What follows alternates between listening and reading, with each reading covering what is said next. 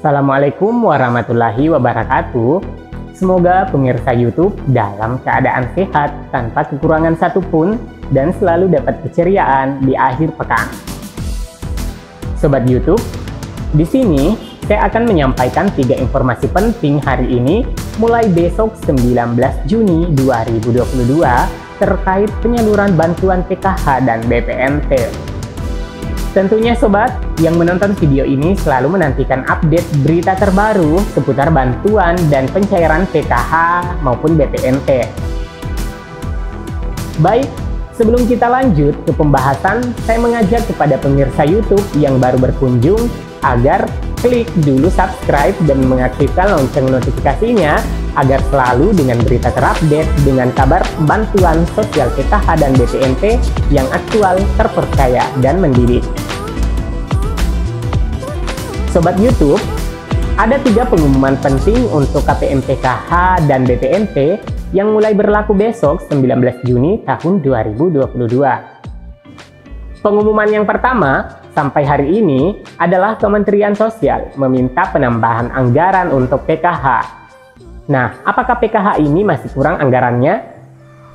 Kementerian Sosial, dalam hal ini Ibu Menteri Sosial, memaparkan pada rapat kerja bersama Komisi 8 DPR RI, memaparkan bahwa kebutuhan tambahan anggaran pada tahun anggaran 2022 sebesar Rp17.459.969.150.000. Di antaranya penambahan anggaran PKH sebesar Rp904.109.850.000.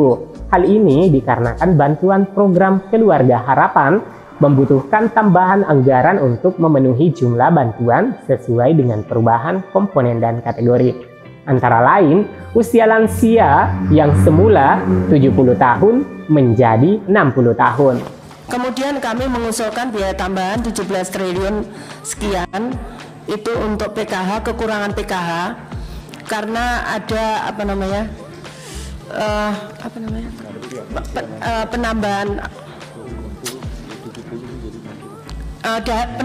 dari 70 menjadi 60 tahun, kemudian ada yang anaknya tambah. Nah, sobat YouTube tentunya merasa terkejut di mana sebelumnya usia 70 tahun ke atas baru bisa mendapatkan PKH. Tapi pada tahun 2022 ini usia untuk penerima lansia diturunkan menjadi 60 tahun. Tentunya penurunan batas usia yang dimundurkan 10 tahun akan banyak KPM yang mendapatkan bansos dari 60 tahun ke atas. Selanjutnya berita kedua, proses pengajuan anggaran masih belum disetujui oleh Kementerian Keuangan dan pihak Bappenas untuk pencairan BPNT alokasi bulan Juni tahun 2022. Sehingga untuk BPNT bulan Juni belum bisa disalurkan karena masih dilakukan revisi. Semoga saja nantinya tidak ada revisi lagi sehingga bisa segera disalurkan di bulan Juni tahun 2022. Setelah OTK atau organisasi tata kelola baru Kementerian Sosial telah diberlakukan. Tetapi apabila sampai bulan ini belum disetujui, maka besar kemungkinan BPNT akan disalurkan pada bulan Juli tahun 2022. Untuk informasi selanjutnya, kita tunggu secara resmi dari Kementerian Sosial Republik Indonesia. Karena semua kewenangan ada pada pihak Kementerian Sosial.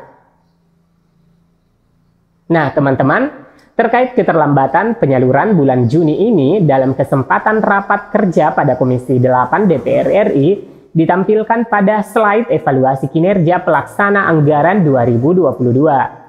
Penyebab keterlambatan disebutkan pada poin 3, yakni penyaluran bansos sembako Juni 2022 belum bisa disalurkan karena proses revisi DIPAS sesuai OTK baru belum disetujui oleh Bappenas dan Kementerian Keuangan. Jika dalam 1 bulan belum selesai, maka penyaluran PKH tahap 3 terhambat.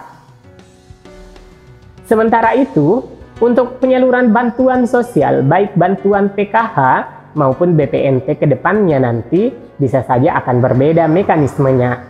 Sebab saat ini para penerima manfaat sudah digolongkan sesuai dengan kelompok usia serta dirjen yang menanganinya, sehingga mungkin nantinya akan ada perlakuan atau cara mekanisme dari setiap dirjen yang menangani rehabilitasi sosial akan menangani usia lansia yaitu 60 tahun ke atas, penyandang disabilitas, dan anak yatim piatu. Kemudian, untuk Dirjen Perlindungan dan Jaminan Sosial atau Linjamsos akan menangani kepala keluarga rentan yang usianya 40 sampai 60 tahun dan keluarganya yang di dalamnya ada lansia atau disabilitas.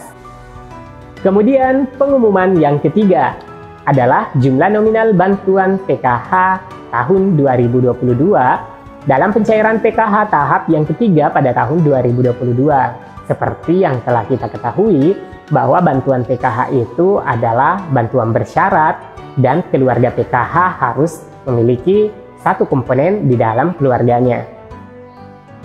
Indeks bantuan untuk setiap kategori PKH untuk tahun 2022 telah diatur melalui surat keputusan dari Direktur Jenderal Perlindungan dan Jaminan Sosial nomor 9-02-3-02-01-2-2022 tentang keputusan Direktur Jenderal Perlindungan dan Jaminan Sosial tentang indeks dan faktor penimbang bantuan sosial Keluarga Harapan tahun 2022 yang menetapkan indeks dan faktor penimbang bantuan sosial program Keluarga Harapan tahun 2022 yang kategorinya terdiri atas poin A, ibu hamil nifas, poin B, anak usia dini, poin C, anak usia sekolah SD sederajat, SMP sederajat, SMA sederajat, poin D, lanjut usia, poin E, penyandang disabilitas berat.